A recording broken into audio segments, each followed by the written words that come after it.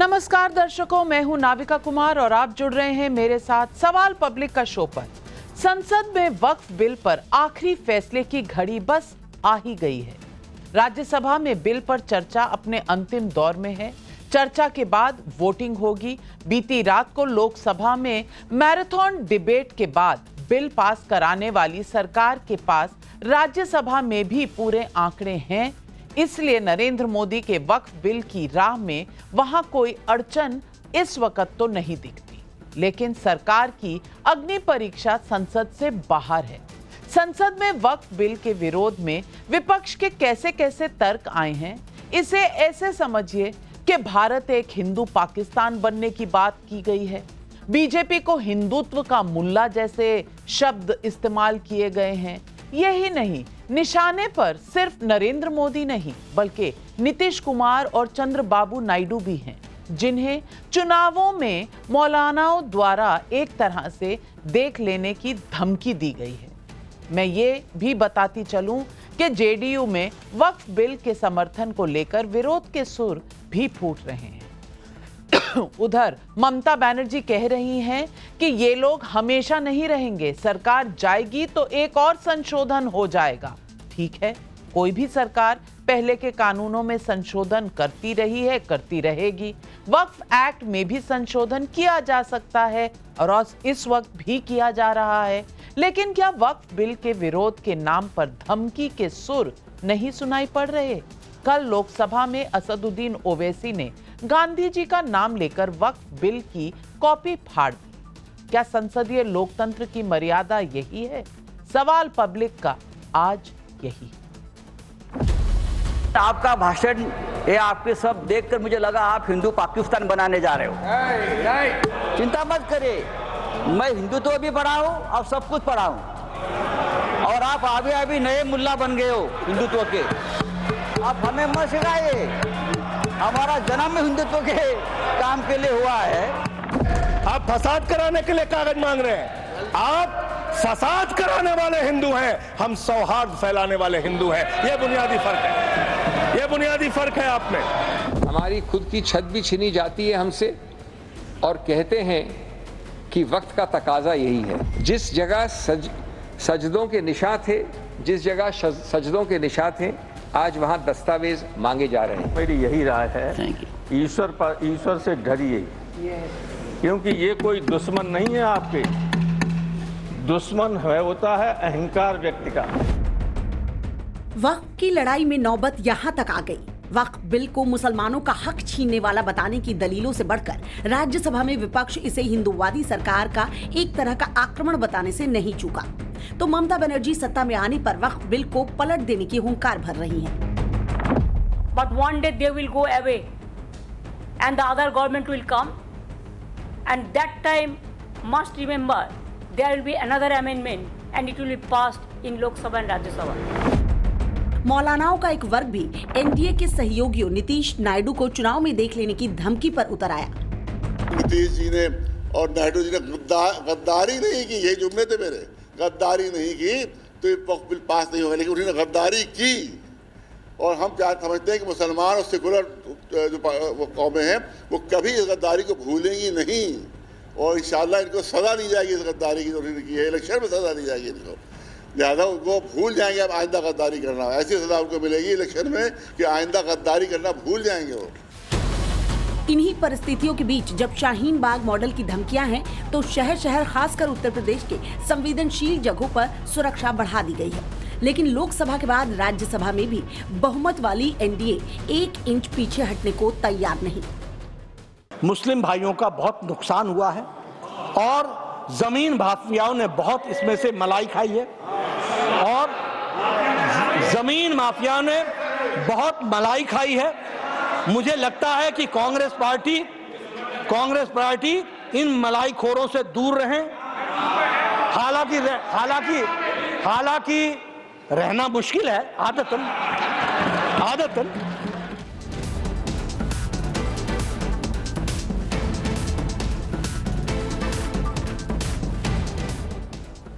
तो आज सवाल पब्लिक का है। संसद में वक्फ बिल पर सरकार की दलीलों के आगे क्या विपक्ष ने हथियार डाल दिए इसलिए हिंदुत्व के मुल्ला जैसी दलील दी गई है?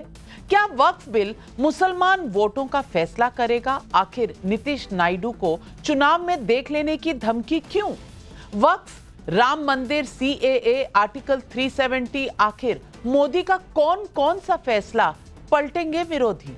यही सवाल आज पब्लिक पूछ रही है और इन सवालों के जवाब देने के लिए आज हमारे साथ जुड़ रहे हैं गौरव भाटिया, राष्ट्रीय प्रवक्ता हैं बीजेपी के, तहसीन पूनावाला, राजनीतिक विश्लेषक, कांग्रेस के सपोर्टर है, राजकुमार भाटी जी प्रवक्ता हैं समाजवादी पार्टी के, प्रोफेसर नवल किशोर यादव प्रवक्ता हैं RJD के।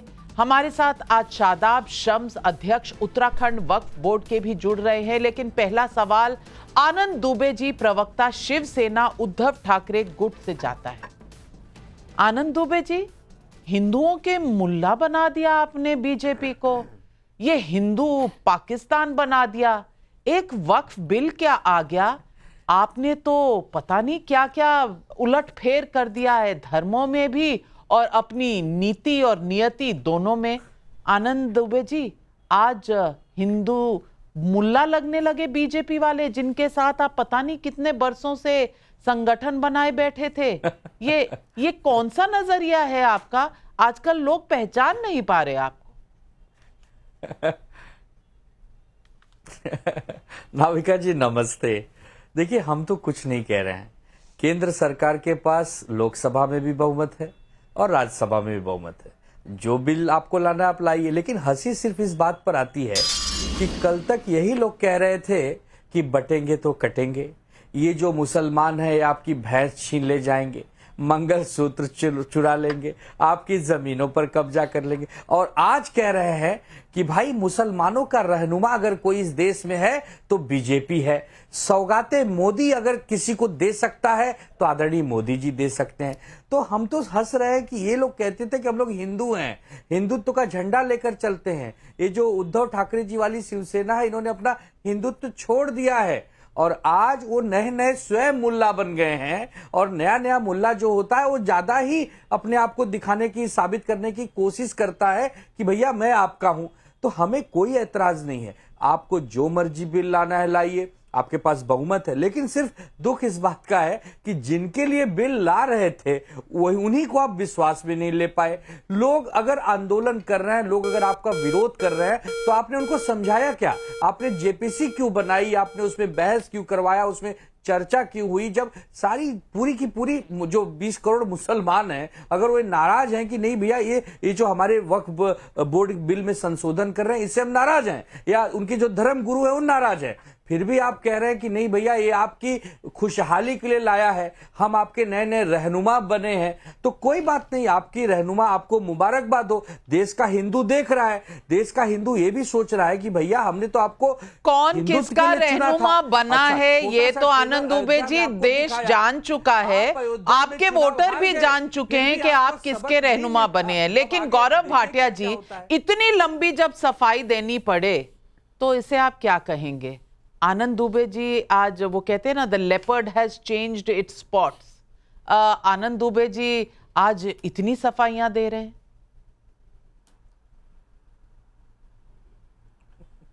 A fake circus leopard is trying to change its spot.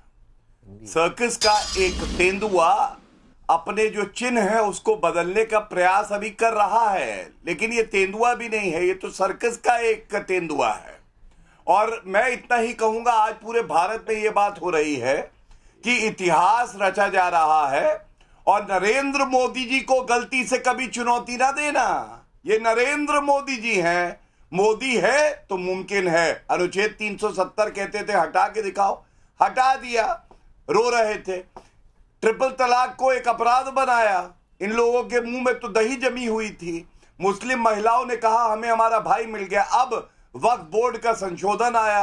आप याद करिए, संजय सिंह आम आदमी पार्टी के कह रहे थे अगर ये सरकार वक्फ बिल लाई तो सरकार गिर जाएगी। और आज मैं अर्ज करता हूं, ना मैं गिरा ना मेरी उम्मीदों के मीनार गिरे, लेकिन मुझे गिराने में कई लोग 100 बार गिरे, जिसमें राहुल गांधी, अखिलेश यादव, उद्धव ठाकरे और साथ में संजय सिंह सब आते हैं।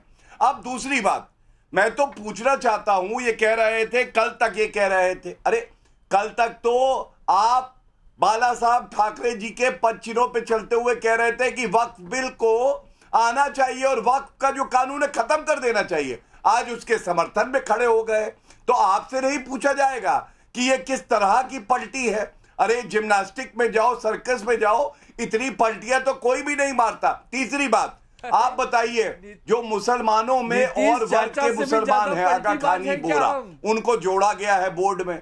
अब इस पे इनकी आपत्ति कैसे हो सकती है? सर्व समावेशी और संवैधानिक दृष्टि से उचित पारदर्शिता लाने वाला ये संशोधन है, इसीलिए चाहे वो टीडीपी हो चाहे वो जेडीयू हो समर्थन कर रही है और दर्द इनको हो रहा है। मैं नवल किशोर जी से पूछना चाहती हूँ। नवल किशोर जी, हलचल, इतनी हलचल, आ रही हूँ आनंद दुबे जी। नवल किशोर जी, इतनी हलचल कि अब धमकियां आने लगी कि चुनाव में देख लेंगे, नीतीश जी को देख लेंगे। अब कल्बे जवाद तो कह रहे हैं कि चुनाव में देख लिया जाएगा। ये कैसी सांठगांठ है? ये सब कुछ क्या वोट बैंक के लिए, कि कौन खुश करेगा हम वोट उसे देंगे और जो नहीं हमारे लिए खड़ा होगा हम उसे वोट नहीं देंगे? ये धमकियां क्या लोकतंत्र में आपको सही लगती हैं? देखिए नाविका जी, लोकतंत्र में जो बुलडोजर आया है उस बुलडोजर को तो सुप्रीम कोर्ट ने खारिज कर दिया। अब ये बुलडोजर जो संस्थाओं के माध्यम से चल रहा है वो भी समय आने पे खारिज हो जाएगा और उसको खारिज जन अदालत ही करती है। ये बात तो आप भी जानती हैं और पूरा देश जानता है कि Bharatiya Janata party communal party है। अब वो चूंकि 240 का हो गया है, 400 कहते कहते बहुमत से 240 तक आ गया है, तो जो उनके साथ में है उनको कम्युनल करेंगे। पूरे देश में कम्युनल राजनीति करने के बाद जो उनके संग में है, नीतीश कुमार जी हो, टीडीपी हो, एलजेपी हो, इनके पास ऑप्शन क्या है? अगर ये कम्युनल नहीं होंगे तो उनके साथ नहीं होते अभी तक। अगर कम्युनल है तभी तो उनके साथ हैं, नहीं तो जो सवाल उठा रहे हैं उनके साथ में वो तो जायज सवाल है। संविधान की जो मूल ढांचा है, पहले संविधान बदलने चले थे, संविधान बोले थे कि 400 आएगा तो संविधान बदल देंगे।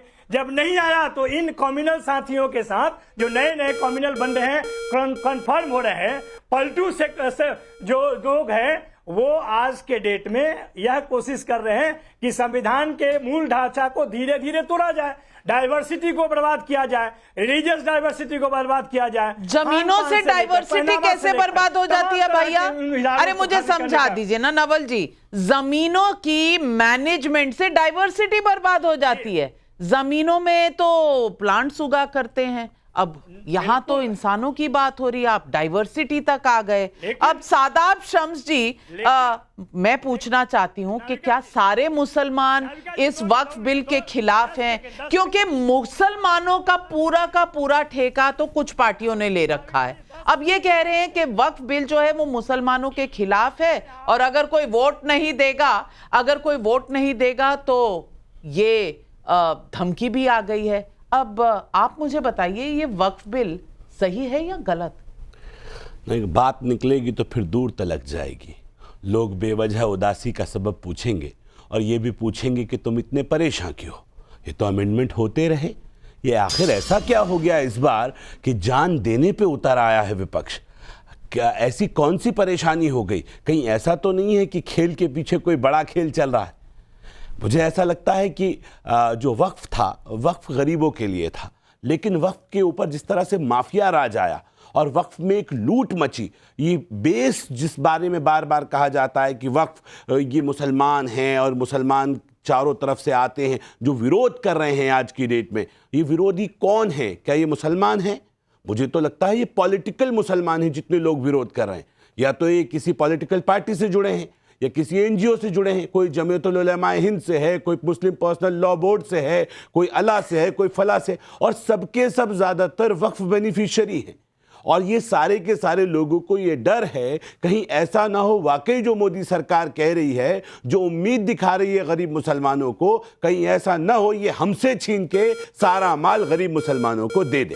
ये दिक्कत आ रही है, इनको डर है, घबराहट है, और इसलिए ये गरीब मुसलमान को डरा रहे हैं। ये कह रहे खा जाएंगे, ऐसे सीए पे हुआ, इन्होंने कहा आपकी नागरिकता चली जाएगी, गई क्या? कहा मोदी आ जाएंगे गुजरात से तो पूरे हिंदुस्तान का गुजरात बना देंगे, तो क्या हुआ?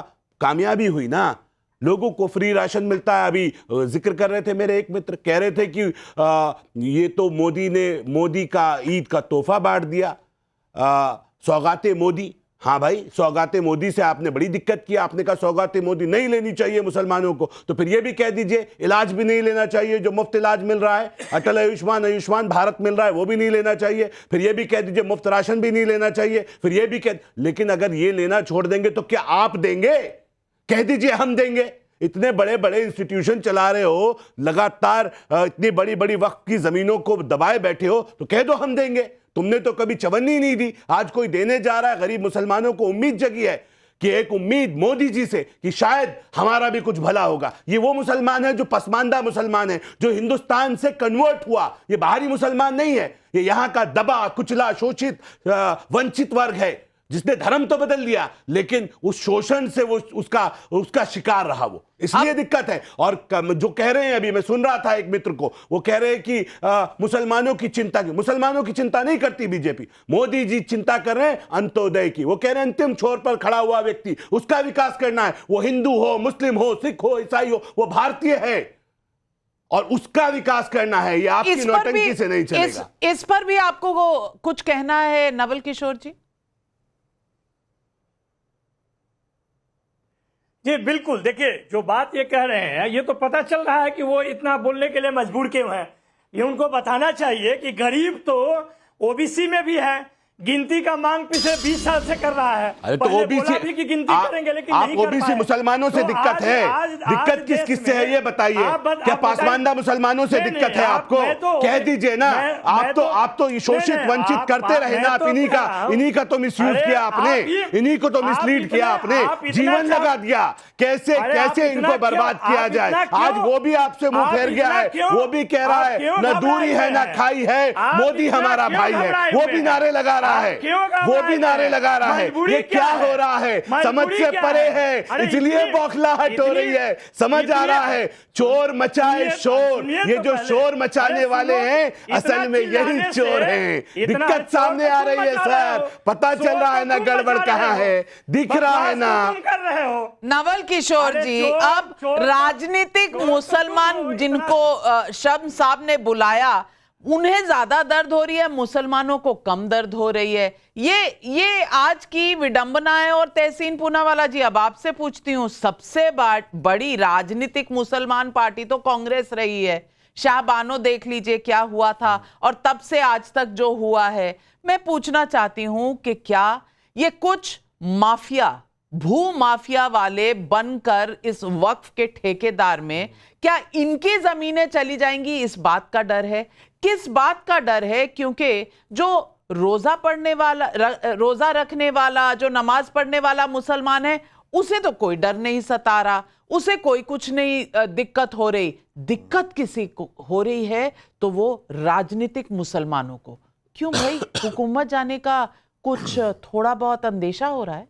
नमस्कार नाविका जी, आपके शो में शिरकत करने का मौका मिला, इसलिए आपका बहुत बहुत शुक्रगुजार हूँ। कल से परसों मैंने कुछ प्रावधानों के इस अमेंडमेंट बिल के वक्फ अमेंडमेंट बिल के कुछ प्रावधानों का मैंने स्वागत किया।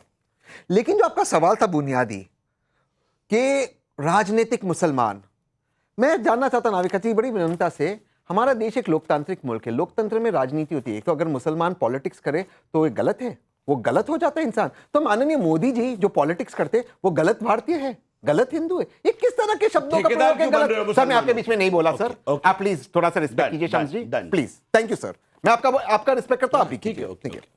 अभी नाविका जी आपका दूसरा सवाल था कि वक्फ अमेंडमेंट बिल के कारण भू माफिया, लैंड माफिया की जमीन चली जाएगी।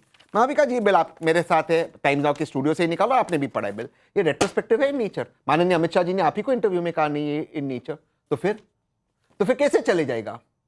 सवाल कुछ कॉन्स्टिट्यूशनल सवाल है, कुछ अच्छे अमेंडमेंट है, कुछ पे सवाल उठते। आर्टिकल 26 पे सवाल उठता। अगर आप इजाजत दें मैं एक सवाल पूछ लेता हूं, गौरव भाई या शम्स भाई इसको समझा दे। कोई भी व्यक्ति, गौरव भाई हो, आप हो, अपनी पूरी संपत्ति आपके बच्चों को नहीं, आप उसको दान दे सकते। यहाँ पे प्रावधान क्यों रखा कि एक मुसलमान को कंपलसरी पहले अपने परिवार का ध्यान रखते उसके बाद ही वो दे सकता है? वो बाकी आपने बाकियों को क्यों वो प्रावधान बाकी रिलीजन में क्यों नहीं डाला? यानी कि article 26 read with article 25 and read with article 300 right to property का उल्लंघन है। ये मैं कॉन्स्टिट्यूशनल बातें कर रहा हूं, बहुत सारी बातें मैं उसमें नहीं जाना चाहता हूं। पर नाविका जी सवाल क्या है? गौरव भाई ने कहा कि बन तेंदुआ है, ठीक है, बन लेपर्ड है, जो भी है वो कम से कम गिरगिट तो नहीं है भाजपा की तरह। कैसी भाजपा है? जो बिल लाती है, जिनके लिए लाती है, उन्हीं को बिल समझ में नहीं आता। और आते कौन बिल डिफेंड करने को? वो लोग आते हैं जिनको खुद भाजपा की सरकार अलग अलग कमेटी पे अपॉइंट करते हैं और फिर दूसरों को कहते हैं आप राजनीतिक गिरगिट कौन है? गिरगिट कौन है ये तो वक्त बताएगा, लेकिन गौरव भाटिया सवाल उठाए, तहसीन पूनावाला ने जवाब जरूर दीजिए। आनंद दुबे जी आ रही हूँ। गिरगिट की बात आते ही आप हाथ खड़ा कर देते हैं। आ रही हूँ क्योंकि वो वैसे इत्तेफाक रखते हैं। नहीं, मैं गिरगिट नहीं हूँ। हो चाहे राहुल गांधी हो, ये सब लोग, मैं अपनी बात कर रहा हूं, तरीका ठीक सॉरी गौरव भाई, हम लोग तो स्टूडियो में है नहीं। सॉरी आप बोलिए। Lighter note. गिरगिट की बात तहसीन ने कही, उधर आनंद दुबे जी ने हाथ उठा दिया तो थोड़ा मजा ले लिया और थोड़ा हंस लिए। गौरव भाई जवाब दें। देखिए, सबसे पहले चाहे वो राहुल गांधी हो चाहे तहसीन हो, एक समानता तो है, ये संविधान तो करते हैं, संविधान पढ़ते नहीं है। तहसीन भाई मैं आपको बताता हूं, सबसे पहले जो वक्फ का संशोधन 2013 में आया, यही अनुच्छेद 14 का उल्लंघन था।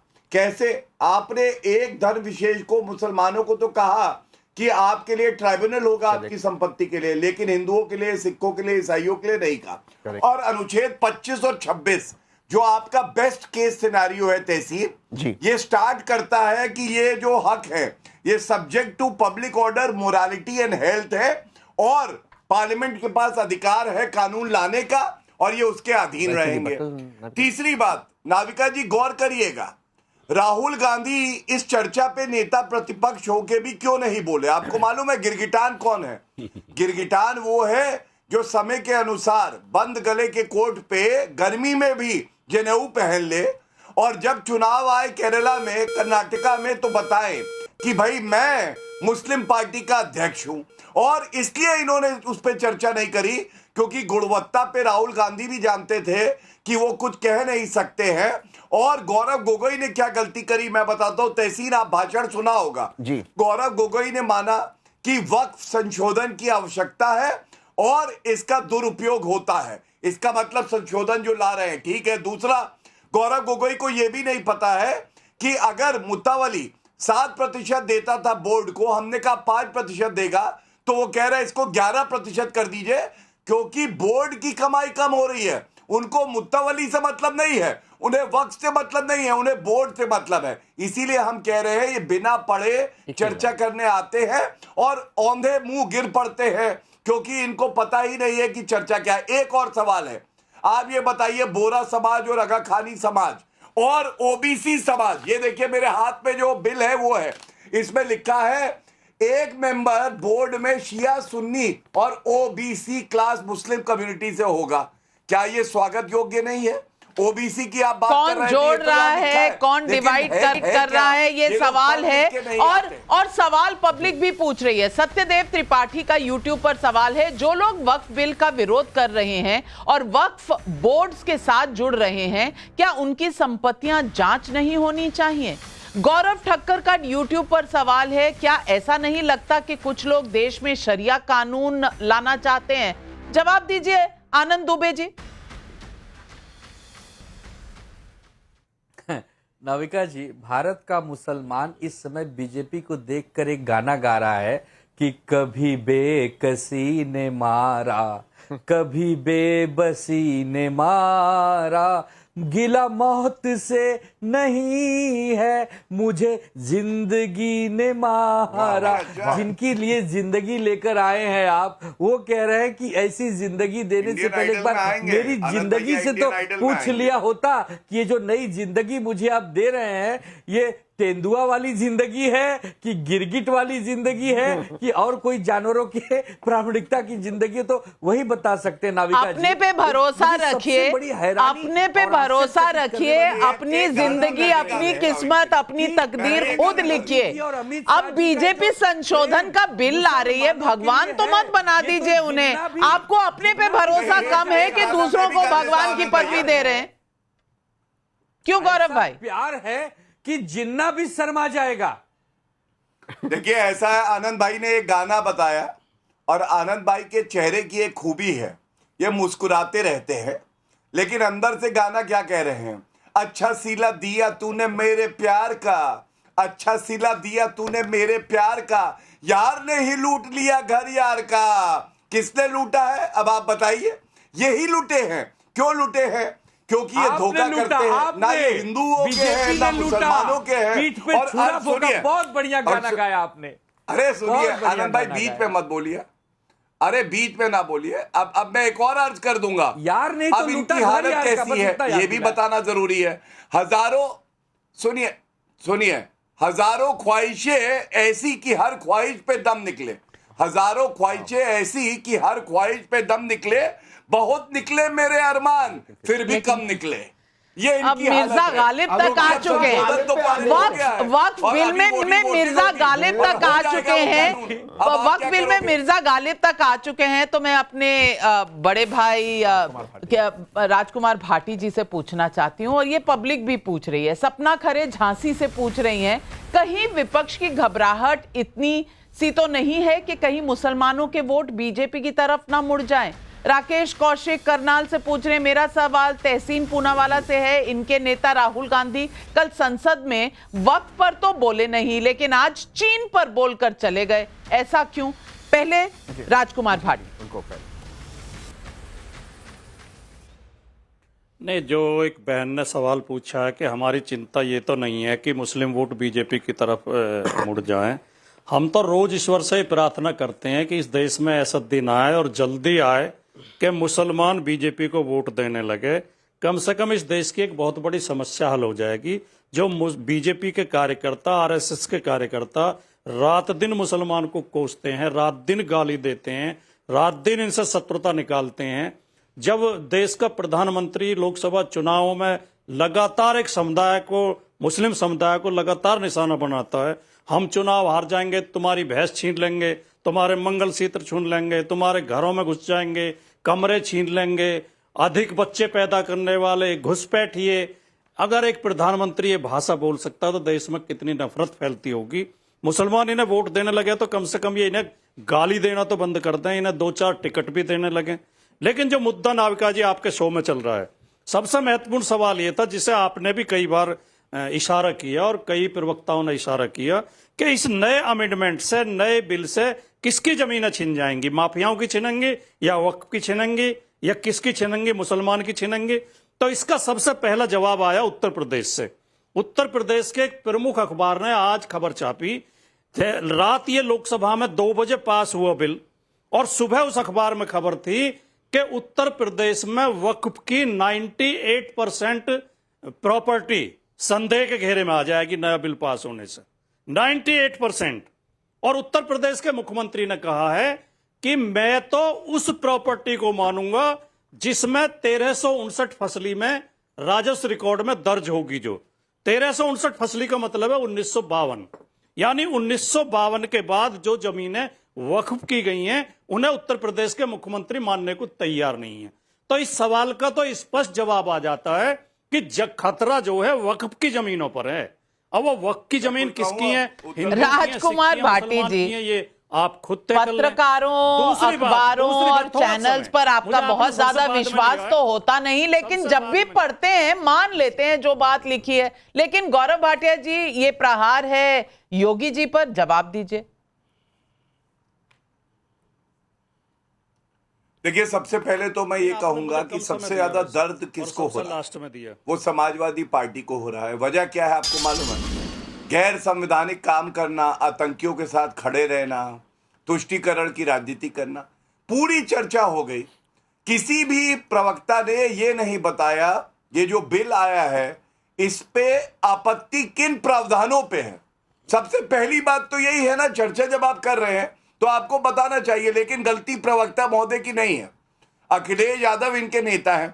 अखिलेश यादव कल जब संसद में बोले, वो बोले नोटबंदी पे, चीन पे, कुंभ पे, भाजपा का अध्यक्ष नहीं बना। लेकिन वक्त बाय यूजर पे हम उनके विचार जानना चाहते थे, नहीं बताए। प्रोस्पेक्टिव हमने किया है, रेट्रोस्पेक्टिव नहीं किया है, इस पे विचार जानना चाहते थे, नहीं बताए। हमने बोरा आगा खानी को जोड़ा है, इस पे विचार जानना चाहते थे, नहीं बताए।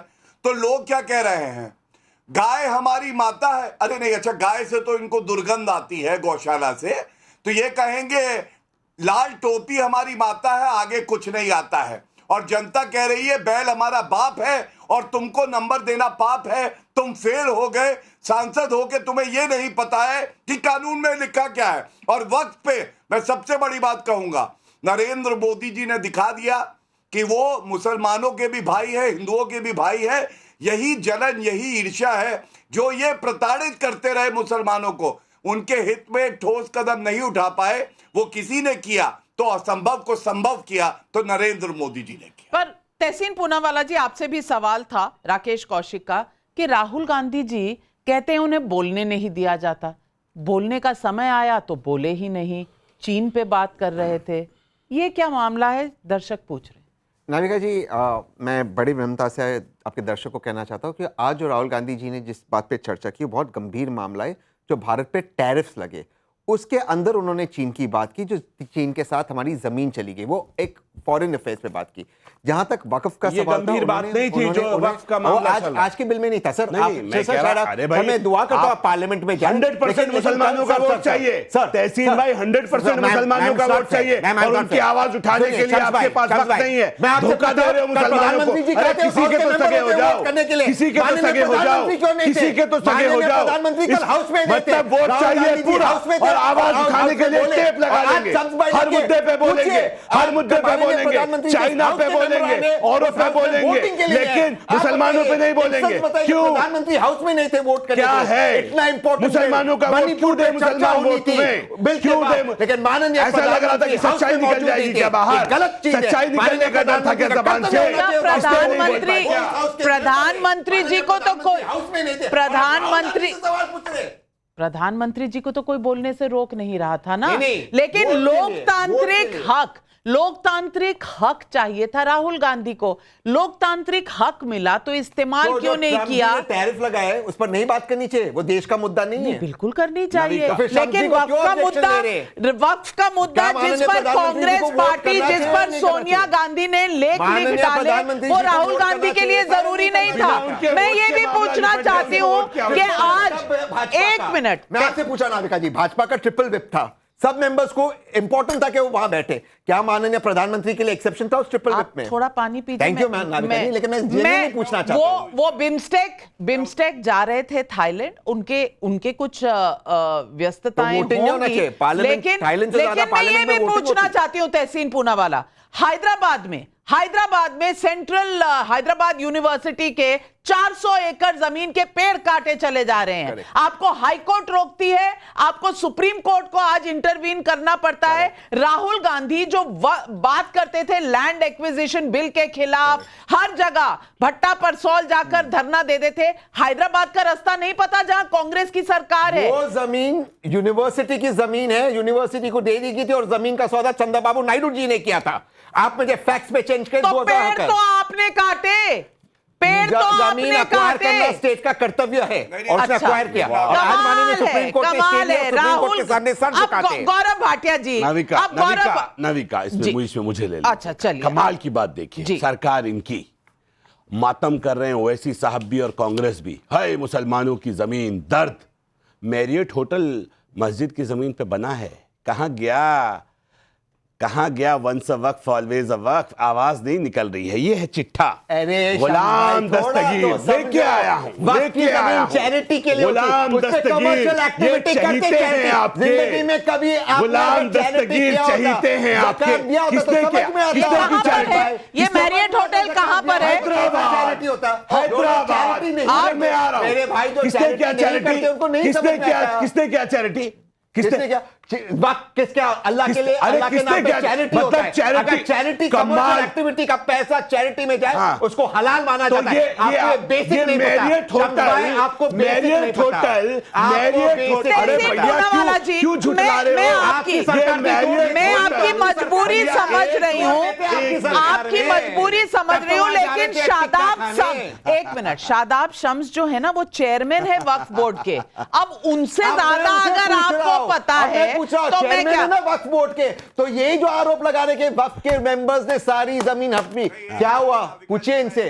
खुद बैठे हुए और अब कह रहे हैं कि जमीन कौन किसने अपॉइंट किया? भाजपा की सरकार ने। बताइए दर्शकों को, चलिए भाजपा की सरकार ने। आप सुन लीजिए, जिस दिन से हमने ये निवेदन किया है, जिस दिन से देश आजाद हुआ उस दिन से आज तक जितने भी वक्फ बोर्ड हैं सबकी सीबीआई जांच कराई है। मेरे भी 2 साल हो गए हैं, 2 साल के सारे चोर लकड़बग्गे सलाखों के पीछे होने चाहिए। सही है कि गलत?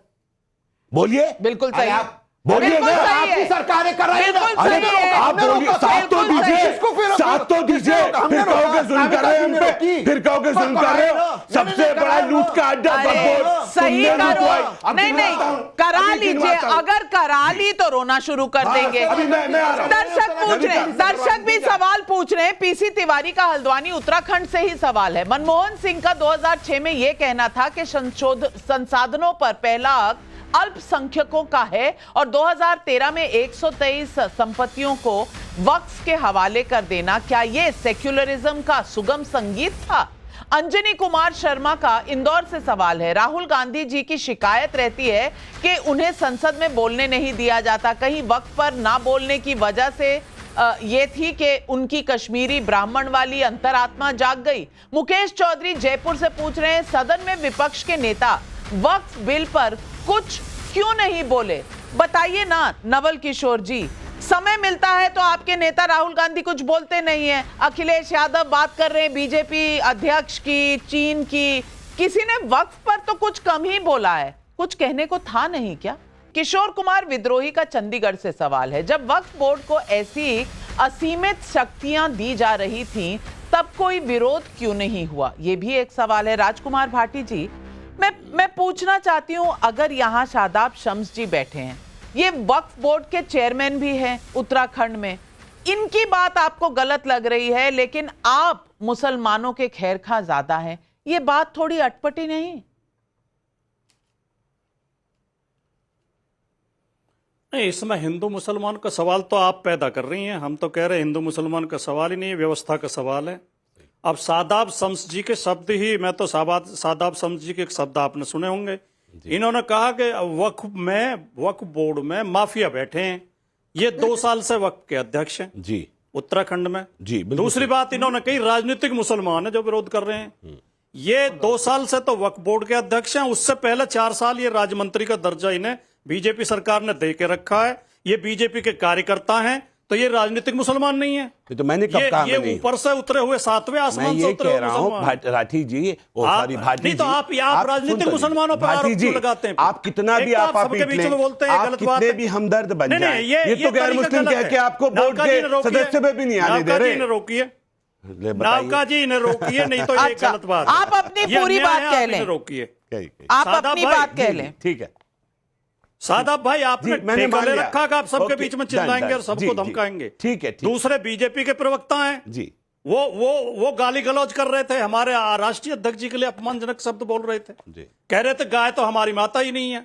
चलो मैंने मान लिया गाय तुम्हारी माता है और सांड तुम्हारा बाप है, लेकिन तुम जैसे दल बदलुओं के साथ बातें करना पाप है, इसलिए हम बात नहीं करना चाहते। अब ये बताइए, अब राजकुमार भाटी जी, राजकुमार भाटी जी, ये किस तरह की शब्दावली है? मुझे पता नहीं, लेकिन आनंद दुबे जी, दल बदलू, ये कौन दल नहीं बदल चुका इस पूरे पैनल पर? कौन सी पॉलिटिकल नाविका जी, एक छोटी सी शायरी, नाविका जी एक छोटी सी शायरी से मामले को थोड़ा हल्का करता हूं। बिल्कुल। इसके लिए एक शायरी है, कुछ न कहने से भी छिन जाता है, कुछ न कहने से भी छिन जाता है इजाजे सुकून, कुछ न कहने से भी छिन जाता है इजाजे सुकून, जुल्म सहने से भी जालिम की मदद होती है। अगर विपक्ष कुछ न कहे तो भी परेशानी, विपक्ष कुछ कहे तो भी परेशानी।